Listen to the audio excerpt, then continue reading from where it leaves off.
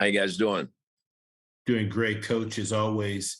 Sincerely appreciate you take some time out of your schedule to join us. Coach, if you could please start us out with an opening statement recapping your team's most recent victory at the State Fair Classic over Prairie View A&M. Yes, sir. We were very excited to play in the game, State Fair Classic. Obviously, it's a big game.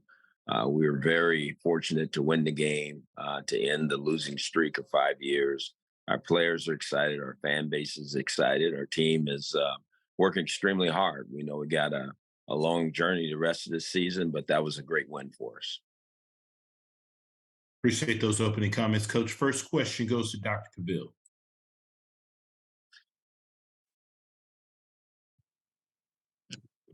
You're on mute, Doc. You're on mute, Doc. Thank you, Mom. Kenyatta Cavill, Dr. Cavill's inside the HBCU Sports Lab. I thought I had all good things to say there. Congratulations on the victory. And the post talked about it being personal. Is that in terms of that particular match, just in terms of this season for the G-men? No, I think it's in terms of season for the G-men. We didn't perform last year the way we thought we could.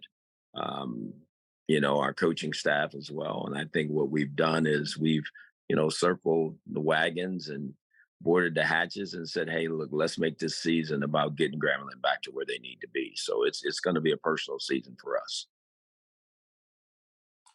Offensively, it seems like pretty much all season you've been able to be very in terms of balance, being able to get it done in the air, being able to pass, getting it done on the ground, running the ball.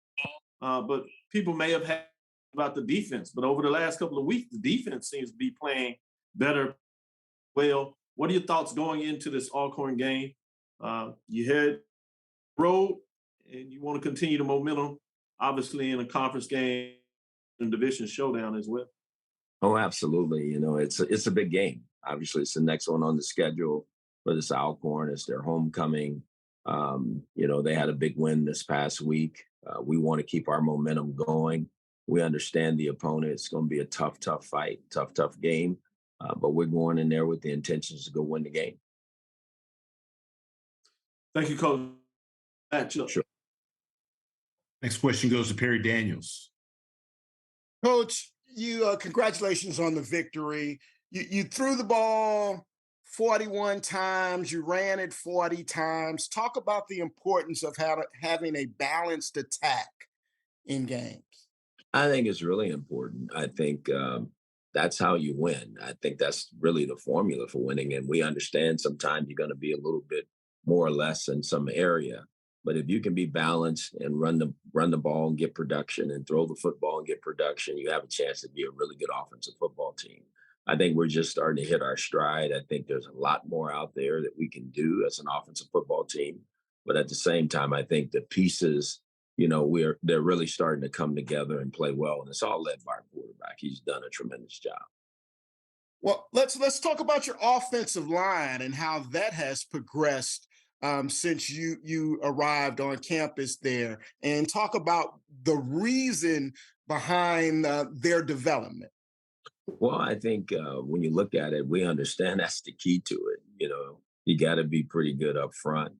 We've been very fortunate. In 5 games, we've only have 4 sacks. Those guys have done a really good job run blocking. They've done a great job pass protecting. And it starts with, one, how we go about putting our guys in position and the coaching of the position. Coach Valdez has done a really good job with our offensive line. Coach Hall has really crafted a really good plan for those guys to give them a chance to be successful. Thank you, Coach. Good luck this week. Thank you. Next question goes to Charles Bishop. Coach Jackson, how are you doing? Good. Congratulations on the victory. I wanted to ask this question. What has been the secret to your success this season, especially scoring in the red zone? You guys, 94% scoring in the red zone with 15 touchdowns. Even this game, you were 6 of 6 in the red zone. So curious as to what has been the secret to the sauce. No, I just think it's how we plan it. It's how we go about it. That's a staff thing. We work at it. It's important to us. We know when you get down there, you need to score touchdowns. We was not as efficient this past week in the game, as we down there a couple of times and penalties pushed us out. So, but we can be better and we got to do better. And so I know everybody thinks that's a great clip at 90%, but we expect to be better than that because when we go down there, we have a very good plan on how we like to try to get the ball into the end zone. One follow-up question. Late touchdown in that game against Prairie View. What sort of went into the mindset with regards to game in hand, but going ahead and pushing in for that late touchdown? I think it's important that you let your players play, and we just ran a basic football play. I mean, it was going to be the end of the game, and we ended up scoring.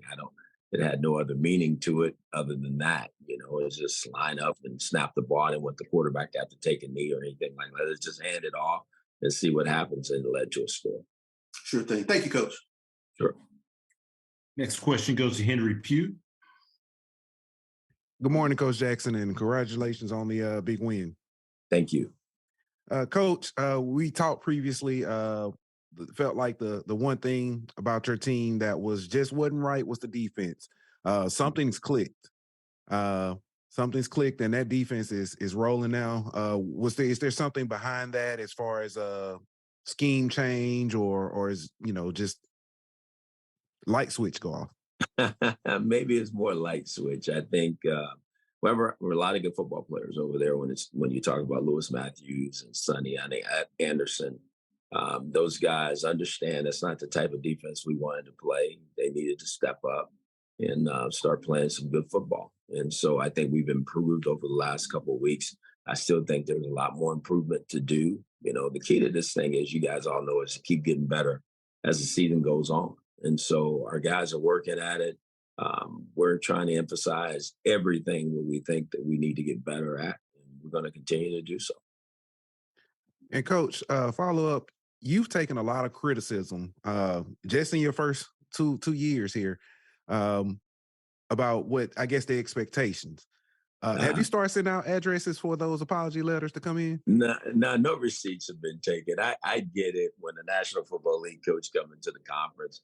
They think, you got all the secret sauce. But in order to do that, you got to have the right players. It's still about building a program, and that's going to have sustainable winning.